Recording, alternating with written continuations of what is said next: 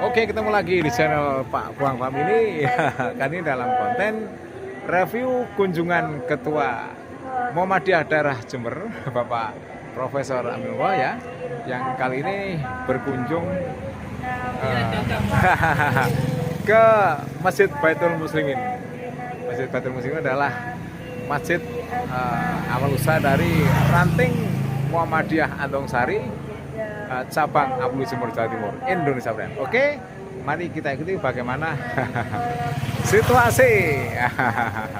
situasi kunjungan dari Bapak Ketua Daerah Muhammadiyah Jember ke ranting Muhammadiyah Andongsari, tepatnya di Masjid Baitul Muslimin Andongsari, Kerajaan Ablu Jawa Timur, Indonesia Brand. Oke. Bismillahirrahmanirrahim. Alhamdulillah waladin arsala rasulahu bil huda wa dinil haq liyudhhirahu 'ala dini kullihi wa law karihal musyrikun. Asyhadu an la ilaha illallah wa asyhadu anna Muhammadan abduhu wa rasuluh la nabiyya ba'dah. Amma ba'du. Yang kami hormati Bapak Ketua Pimpinan Daerah Muhammadiyah Kabupaten Jember, Bapak Profesor Dr. Haji Aminullah LHD MAG, yang kami hormati Ketua Pimpinan Cabang Muhammadiyah Ambulu beserta rombongannya, karena kebetulan pada malam hari ini ada kunjungan atau turba dari BCM Ambulu ke ranting Andongsari. Yang saya hormati segenap jajaran pimpinan ranting Muhammadiyah Andongsari, para takmir masjid, jamaah yang dirahmati Allah. Alhamdulillah, puji syukur senantiasa kita panjatkan kehadirat Allah Subhanahu wa taala atas segala nikmat rahmat, nikmat serta hidayah yang telah diberikan kepada kita semua. Sehingga dengan itu semua pada kesempatan malam hari ini kita masih bisa melaksanakan ibadah sholat Isya dan tarawih di masjid yang mulia ini, yaitu Masjid Baitul Muslimin. Sholat serta salam semoga tetap terlibatkan pada junjungan kita Nabi Muhammad SAW, yang nanti dia melahir akan kita harapkan insyaallah. Para bapak, ibu, adik-adik jamaah sholat Isya dan tarawih yang dirahmati Allah, saya ucapkan banyak terima kasih kepada Bapak Ketua PDN Jember yang telah berkenan merawuh di Masjid Baitul Muslimin, merupakan amal usaha Muhammadiyah ranting Andongsari Baitul Muslimin, Bapak. Dan insya Allah kalau nggak salah Baitul Muslimin ini berdiri sejak tahun 1945, mengalami beberapa renovasi, kalau nggak salah 3 atau 4 kali, dan renovasi yang terakhir kemarin itu sekitar 4 tahun yang lalu sebelum Covid. Dan insya Allah ranting Andongsari adalah ranting tertua di cabang Ambulu, Bapak. Masjidnya sudah kurang lebih kalau berdiri tahun 45 sampai sekarang berapa? 77 atau 78. Namun mohon maaf, sekalipun sudah berumur 78, masjid yang dulu namanya Baitul Muslimin masih tetap Baitul Muslimin, belum Baitul Mutaqin. Ya, mudah-mudahan setelah puasa nanti belum ada di Baitul Mutaqin. Tapi bingung nanti orang Baitul Mutaqin sudah melekat di hati para jamaah bahwa di sini itu Baitul Muslimin, nggak apa-apa, semoga jamaahnya tapi muttaqin. Para bapak, ibu serta jamaah subuh, maksudnya jamaah Isya yang dirahmati Allah, sedikit tadi Pak Ketua ranting pesan karena beliau kesehatannya terganggu, ya ada tadi memberikan pesan pada saya. Sekali lagi saya terima kasih kepada Bapak Jember, Bapak BCM dan semua hadir sekalian yang telah berkenan hadir di masjid ini. Semoga pertemuan pada malam hari ini akan membuahkan sebuah manfaat yang cukup besar bagi kita. Tidak banyak lebar, barangkali apa yang perlu kami sampaikan. Mari acara pada malam hari ini dari channel ada sampaikan boleh Pak Tom? Langsung Pak langsung ada Bapak Ketua Pimpinan dari Muhammadiyah Jember, Bapak Profesor, dan luar biasa ini Bapak Ibu yang akan memberikan tausiah kuliah umum adalah Bapak Profesor. Berarti dengan tingkatannya ini mungkin mahasiswa pasca sarjana. Oke, mari pertemuan pada malam hari ini kita awali dengan baca Bismillah bersama-sama. Bismillahirrahmanirrahim. Untuk selanjutnya waktu kami berikan pada Bapak Profesor, dari kami saya siang bila taufiq wal hidayah. Wassalamualaikum warahmatullahi wabarakatuh.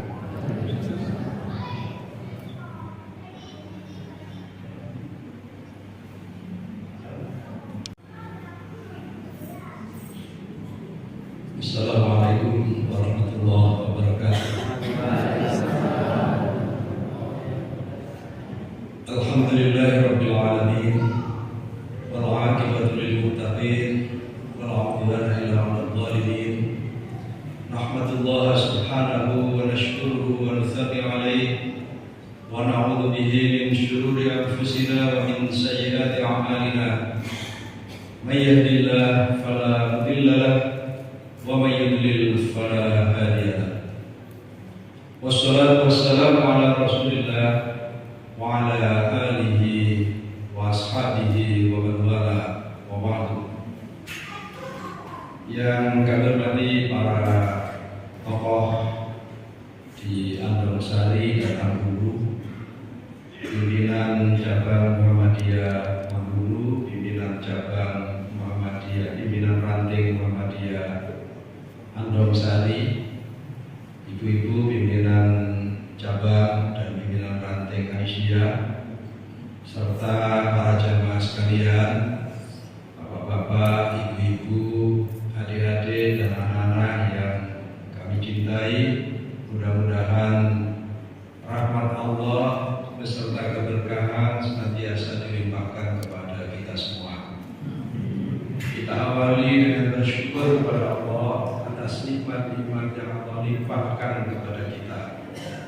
Begitu besar nikmat Allah, tiada terhingga kalau kita hitung, sebagaimana firman Allah, wa atakum min kulli ma sa'altumuh wa in ta'uddu ni'matallahi la tuhsuha. Allah telah memberikan apa saja yang kalian minta, dan apabila kalian menghitung-hitung nikmat Allah, pastilah kalian tidak menemukan bilangan untuk menghitungnya. Mudah-mudahan salawat dan salam senantiasa terlimpah kepada junjungan kita, uswah kita, Rasulullah Muhammad SAW. Mudah-mudahan kita tergolong umatnya yang senantiasa setia mengikuti beliau, dan tergolong orang-orang yang dicintai oleh Allah kelak karena kita mengikuti beliau. Sebagaimana firman Allah, A'udzu billahi minasyaitonir rajim. Qul in kuntum tuhibbunallaha fattabi'uni yuhibbukumullah wa yaghfir lakum dzunubakum. Katakanlah wahai Muhammad kepada umatmu, kalau kalian betul-betul mencintai Allah, maka ikutilah aku. Niscaya Allah mencintai kamu dan Allah memberikan ampunannya untukmu. Para jemaah, alhamdulillah malam hari ini kita berada di malam yang ke-18 bulan Ramadan. Insya Allah beberapa hari lagi mudah-mudahan usia masih tetap diberikan kepada kita sehingga kita bisa menuntaskan ibadah kita di bulan yang Allah muliakan ini. Para jamaah, tadi menarik pengantar yang disampaikan oleh Pak Saiful tadi tentang nama masjid. Nama masjid Baitul Muslimin. Dikatakan mudah-mudahan setelah Ramadan berganti menjadi Baitul Muttaqin. Kalau saya berpendapat Pak, namanya nggak usah diganti. Karena orang muttaqin itu mesti juga muslimin. Orang-orang yang mukminin itu juga pasti muslimin. Oleh karena itu biar saja supaya masjid ini menjadi rumah besar yang bisa dihuni oleh semua orang-orang muslim. Jadi orang muslim kadar kadar keislamannya seberapa, semua bisa masuk ke sini. Nanti saya khawatir begitu dinamai Baitul Muttaqin nanti ada label atau ada tanda pengenal nanti. Tanda pengenalnya siapa yang masih muslimin pakai kartu dengan plat 1. Siapa yang sudah tergolong mukminin pakai kartu dengan plat 2. Siapa yang tergolong mukmin itu Allah mengingatkan kepada Nabi Muhammad. Qalatil a'rabu amanna. Orang-orang Arab itu orang-orang yang peradabannya masih agak rendah. Itu mengatakan amanna, kami telah beriman. Lalu Nabi diingatkan oleh Allah, dipesan oleh Allah, qul lam tu'minu. Katakan Muhammad atau jawab Muhammad kepada mereka, lam tu'minu, kalian belum beriman. Jadi jangan mengatakan amanna karena kalian belum beriman. Walakin qulu aslamna, tapi katakanlah aslamna, kami telah berislam. Nah, ketika mengatakan kami telah berislam, maka isim fa'ilnya itu muslim. Jadi masih belum mukmin tapi muslim. Kemudian bagaimana? Walamma yadkhulul imanu fi qulubikum, karena sesungguhnya iman masih belum merasuk ke dalam hatimu. Nah, ini cerita di masa lalu ketika datang sekelompok orang biasanya diterjemahkan orang pedalaman, gitu ya, orang pedalaman. Karena pedalaman itu memang menjadi simbol sosiologis, tanda orang-orang yang peradabannya belum maju. Sementara orang kota itu sebagai simbol sosiologis orang-orang yang sudah maju. Tapi itu simbol sosiologis, simbol saja Bapak-Bapak. Oleh karena itu Bapak-Bapak yang tinggal di Andorsari nggak usah berbondong-bondong pindah ke Sumbersari yang dekat kota, nggak usah berbondong-bondong. Karena itu tadi kan hanya simbol saja. Simbol itu secara umum gitu Pak ya. Apakah di kota sana semua orangnya maju? Ternyata tidak juga. Jadi akhirnya ketika di pelajaran-pelajaran sosiologi itu kemudian ada kelas di tengah masyarakat kota itu. Kalau di Jakarta dulu ada namanya kelompok miskin kota. Pernah dengar Pak ya? Jadi gambaran orang cenderung gitu ya. Bapak rumahnya mana? Jakarta. Itu bayangan Bapak kan, rumahnya ini kayak Monas, kayak Taman Mini, kayak hotel yang tinggi-tinggi kan selalu gitu. Tapi ternyata iya memang dekat itu, tapi ada yang di bawah lagi, di sampingnya. Sampingnya mana? Sampingnya itu jembatan, di bawahnya lagi. Jadi nggak usah dibayangkan kota dan desa itu seperti itu. Memang ini tadi kan ungkapan sosiologis ya.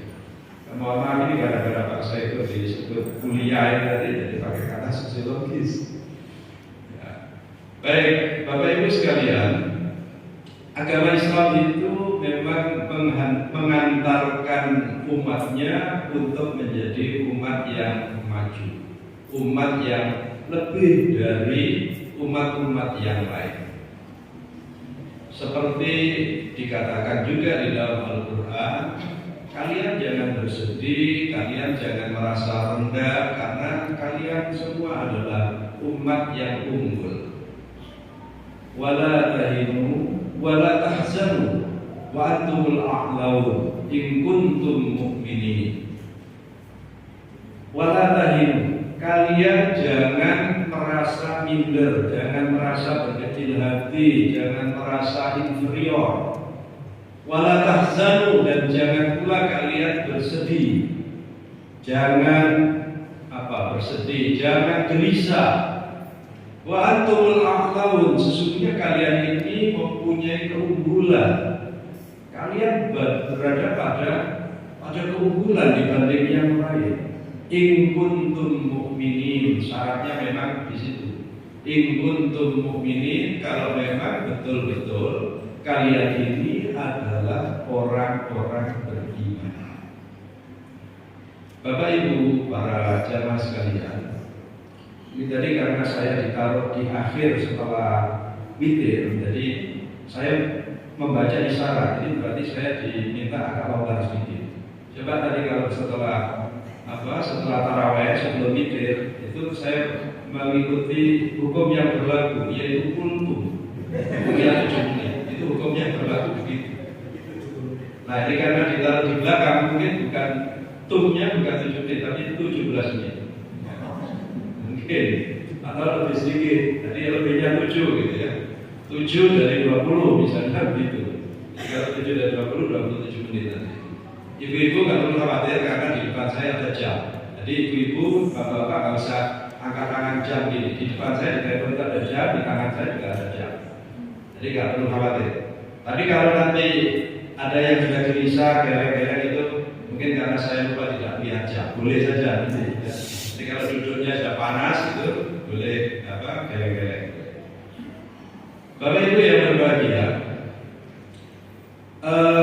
pada hari ini banyak orang berbicara tentang Al-Quran karena memang momentumnya adalah momentum peringatan turunnya Al-Quran di 17 Ramadan kemarin malam. Kalau siang tadi kan kita puasa hari yang ke-17 kan? Iya betul lah. Dihitung ya, kalendernya ada dilingkari ya. Disilah. Wah, berarti tinggal 12 ya, karena sudah 17 yang disilah tinggal 12. Kalau bapak nyilang itu soalnya kepingin segera ngopi pagi. Nah, kalau ibu-ibu mungkin tambah gelisah, bapak belum belanja. Jadi silangnya udah banyak tapi uang belanjanya belum turun.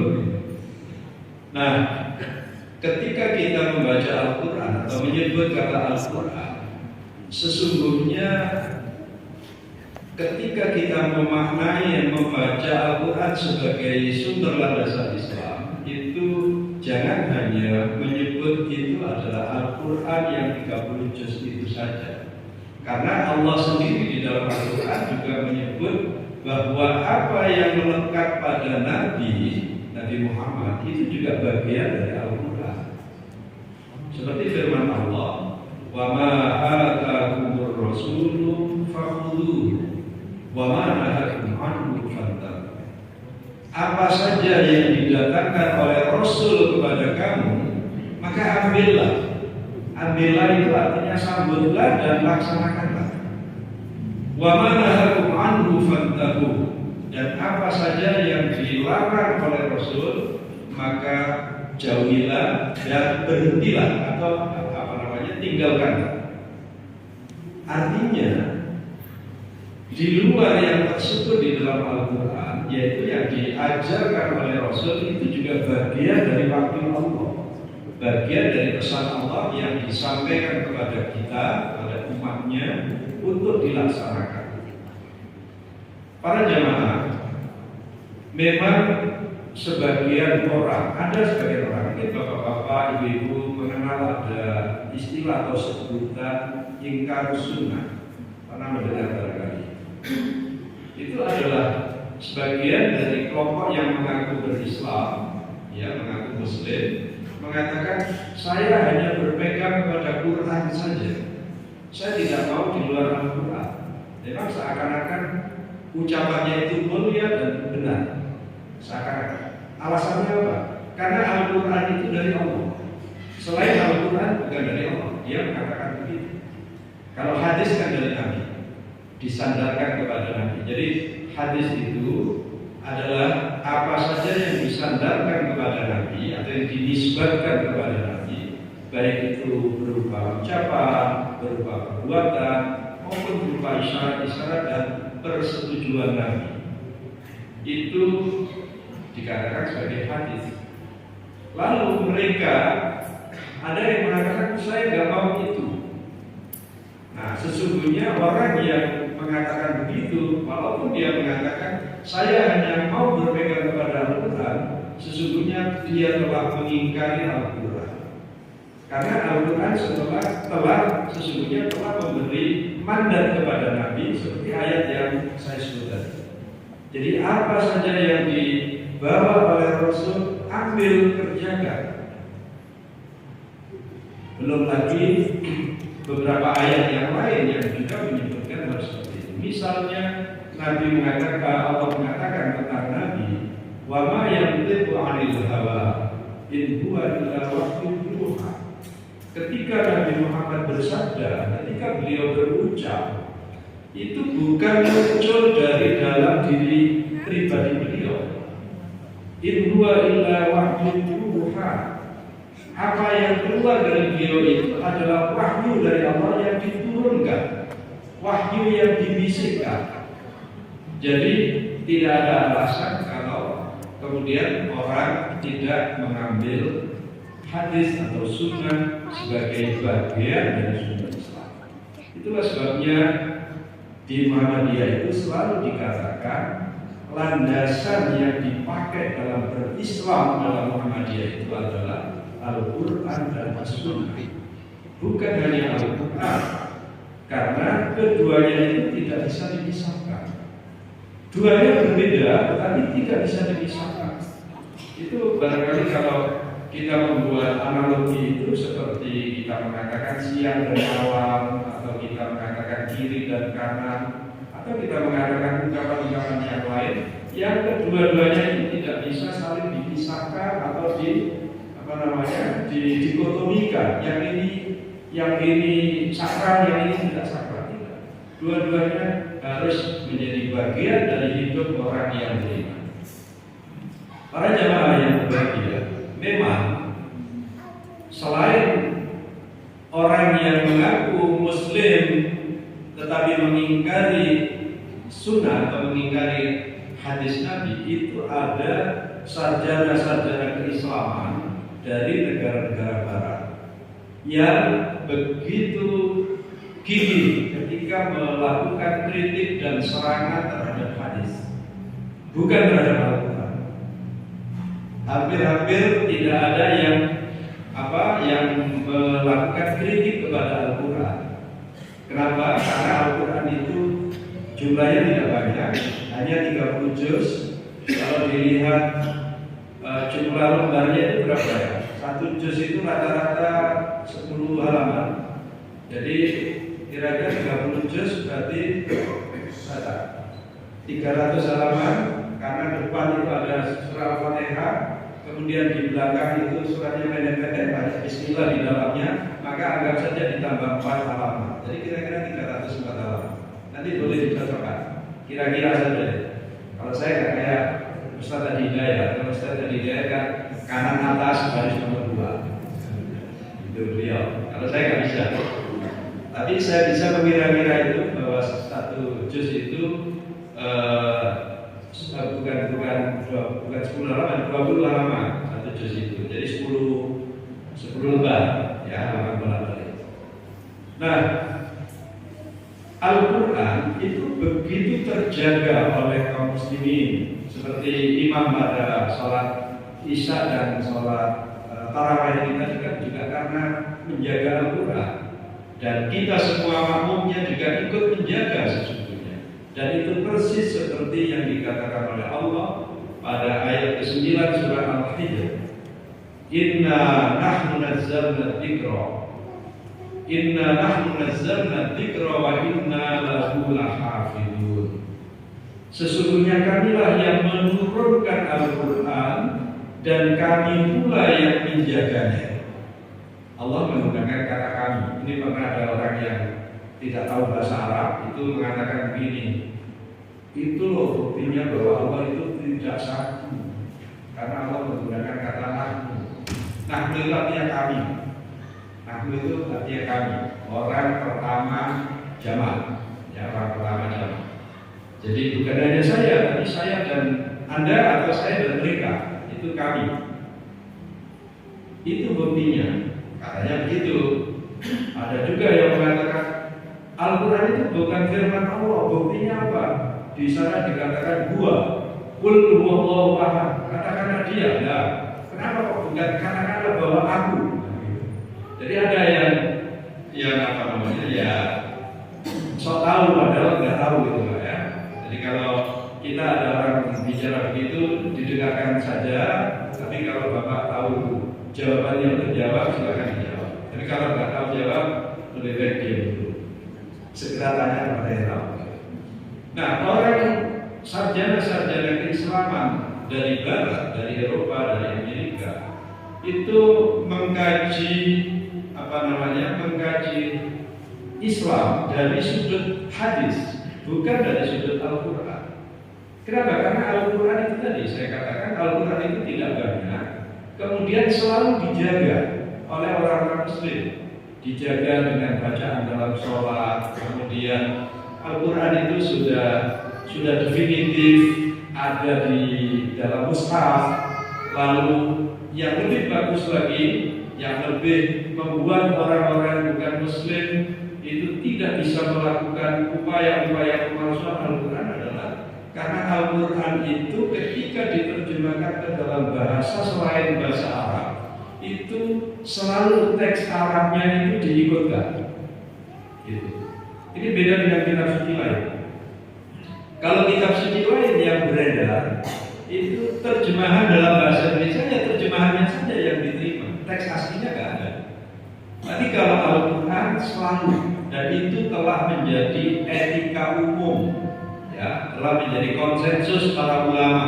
Kalau menerjemahkan Al-Quran, teks aslinya harus disertakan. Walaupun terjemahannya bisa saja berbeda satu penerjemah dengan lainnya, tapi dia tidak akan lepas konteksnya. Biasanya kalau Bapak melihat terjemahan Al-Quran, sebelah kanan, lajur kanan itu teks Arab, lajur kiri teks terjemahnya, kan gitu ya. Ya bersyukur kita, dan kalau kita pakai bahasa orang ambil itu, kebetulan bahasa Arab itu nulisnya dari kanan dan bahasa Indonesia tulisnya dari kiri, pakai kata kebetulan gitu. Sehingga enak katanya itu. Nah, itu Al-Quran terjaga, menjadi terjaga. Bagaimana dengan hadis? Itulah yang menjadi objek serangan para sarjana Barat, ya sarjana keislaman Barat yang biasa disebut sebagai kaum orientalis. Ya, kaum orientalis itu artinya para ahli ketimuran. Karena orang-orang Barat yang disebut orientalis itu ketika melakukan kajian tentang Timur, sesungguhnya fokus mereka itu pada Islam, bukan kepada selain Islam. Jadi kalau mereka mengkaji agama, di Timur ini banyak agama, ada Islam, ada Buddha, ada Hindu, itu yang agama besar ya. Ditambah lagi dengan agama-agama kecil lainnya, seperti saya kan termasuk di negeri kita juga banyak agama-agama lokal ya. Agama-agama lokal atau kadang tidak disebut agama karena pemerintah telah menetapkan ada agama resmi, maka yang lain tidak disebut agama tapi disebut keyakinan. Tapi keyakinan dalam agama itu kurang lebih sama karena itu berkaitan dengan hati dan pikiran manusia. Nah, ketika mereka meneliti agama, yang diteliti Islam. Ketika mereka meneliti bahasa Timur itu beratus bahasa. Kalau ditambah dengan bahasa daerah itu beribu bahasa. Tapi yang mereka bidik apa? Bahasa Arab. Yang mereka bidik bahasa Arab. Kebudayaan banyak di Timur. Bukan hanya ya ada kebudayaan Jawa, mungkin ada kebudayaan di sekitar sini aja ada kebudayaan Jawa, ada Madura, ada Osing, ada apa lagi. Tapi mereka yang mereka bidik ketika mengkaji itu budaya Islam. Itu yang mereka bidik. Jadi mereka seakan-akan berbicara tentang wilayah yang luas, tapi sesungguhnya mereka merujuk kepada agama Islam, bahasa Arab, orang Muslim, negara-negara Muslim, kebudayaan Islam, itu yang mereka bidik. Itulah bidang yang disebut dengan orientalisme. Nah, yang paling mereka didik lagi dari sekian tadi, pertama Nabi Muhammad, itu yang mereka didik. Karena kalau mereka sukses menunjuk kelemahan Nabi Muhammad, maka dipandang ajaran Islam ini nggak bisa dipertahankan. Itu yang mereka yang mereka ingin lakukan. Tetapi setiap kali mereka melakukan kajian-kajian tentang Islam, ternyata terbantahkan oleh mereka sendiri. Oleh karena itu, ini betul kalau ada orang mengatakan bahwa agama Islam itu adalah agama universal, agama sepanjang zaman, agama untuk semua etnis, untuk semua bangsa, untuk semua generasi, dan di mana. Jadi ada orang menyebut dalam ungkapan bahasa Arab itu mulahim likulli zaman wa makan. Agama Islam itu kompatibel, cocok likulli makan dan zaman, untuk di setiap tempat dan di setiap waktu. Setiap tempat dan waktu itu pasti ada manusianya, maka untuk semua generasi. Jadi berlaku untuk generasi 15 abad yang lalu, berlaku untuk generasi setelahnya sampai generasi di abad ke-21 sekarang ini dan seterusnya. Kita nggak tahu hidup kehidupan dunia ini sampai abad keberapa, itu Islam akan senantiasa tetap berlaku. Dan tampaknya semakin hari semakin ke belakang, kebenaran Islam itu semakin diakui bukan hanya oleh orang Muslim. Kalau orang Muslim itu sudah suatu kepastian, karena orang Muslim harus dan pasti meyakini kebenaran Islam. Tapi orang-orang bukan Muslim saat ini sudah banyak yang mengakui kebenaran Islam, walaupun tidak secara total, barangkali secara parsial, bagian ini benar, bagian ini benar, bagian ini benar.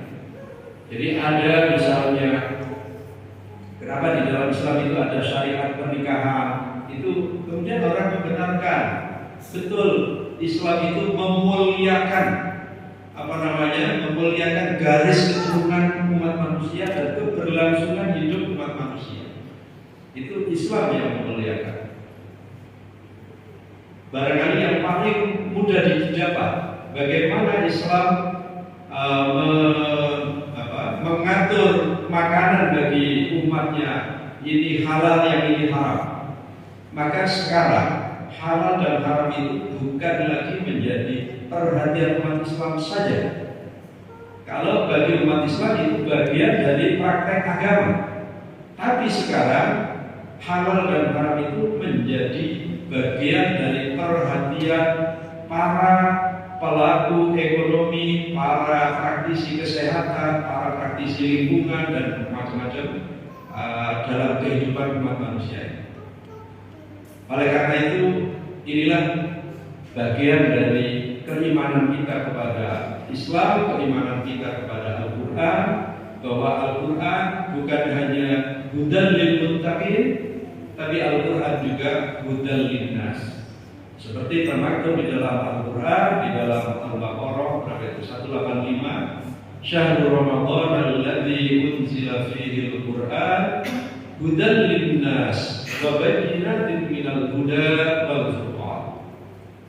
Di bulan Ramadan ini atau bulan Ramadan ini di dalamnya Allah turunkan Al-Quran sebagai petunjuk bagi seluruh umat manusia.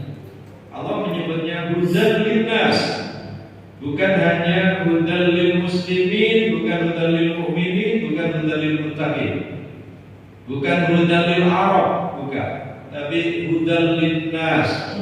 Apapun jenis etnik manusia itu, dimanapun mereka hidup, tinggal dan berkembang, kapanpun mereka hidup di zaman dan generasi kapanpun, tetap Al-Quran itu menjadi hudan bagi mereka.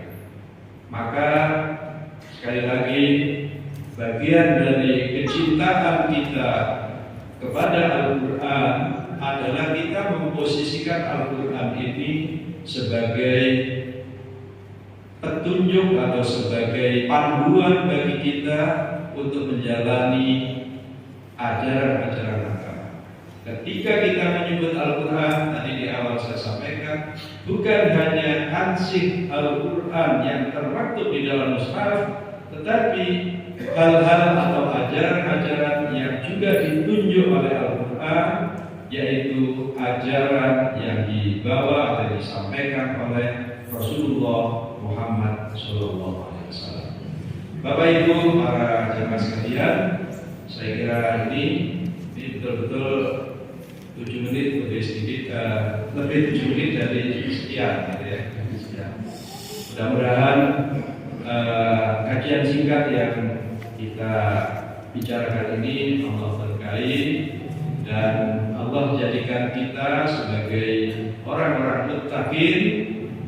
Pertama karena peningkatan kualitas Islam kita dan iman kita, selain juga karena kita telah menunaikan ibadah puasa sebagaimana Allah mengatakan la'allakum tattaqun.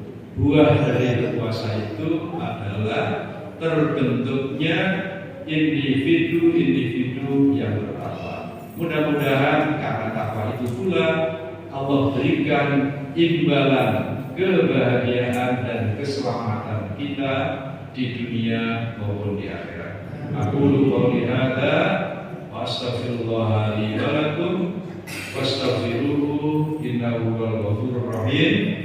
Kurang lebihnya saya minta maaf. Wassalamualaikum warahmatullahi wabarakatuh.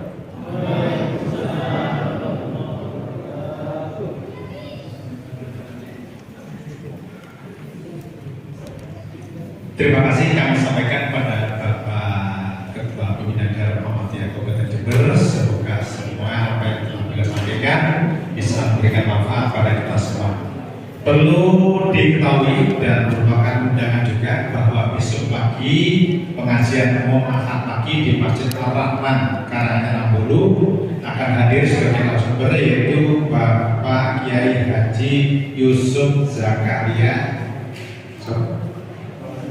Toha Yusuf Zakaria YLC saking Bondowoso.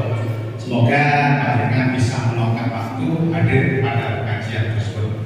Terima kasih dan mari kita akhiri pertemuan kita pada malam ini. Tulis sama go, aku tak nyotek. Alhamdulillahirabbil alamin. Tulis sama go. Dari kami kurang lebih mohon maaf. Billahi taufiq wal hidayah. Wassalamualaikum warahmatullahi wabarakatuh. Kepada tamu Bapak Prof, saya persilakan untuk ramah-ramah di situ. Pak Majid